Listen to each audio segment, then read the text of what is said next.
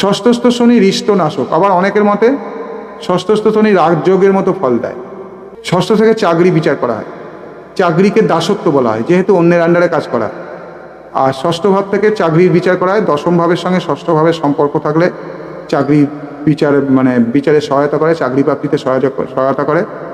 আর শনিও কিন্তু দাসত্বের কারক, সেই জন্যে শনি ষষ্ঠে থাকলে রাজযোগকারক বলা হয়েছে, বিশেষ করে কর্মক্ষেত্রে এদের চাকরি প্রাপ্তি হওয়ার সম্ভাবনা খুব বেশি থাকে, যদি না অন্যান্য গ্রহের কোনো যোগ না থাকে। দেখা গেল ষষ্ঠে শনি আছে কিন্তু অন্য কোনো শুভ যোগ নেই, তাহলে হবে না। না হলে ষষ্ঠে শনি থাকলে অন্যান্য শুভ যোগ থাকলে, দশমপতির সঙ্গে সম্পর্ক করলে, লগ্নপতি স্ট্রং থাকলে ভালো চাকরি হয়।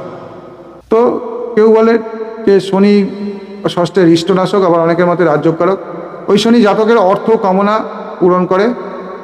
তবে শনি স্বক্ষেত্রে বা তুঙ্গক্ষেত্রে থাকলে এবং লগ্নের পক্ষে হানিকারক গ্রহ না হলে তবেই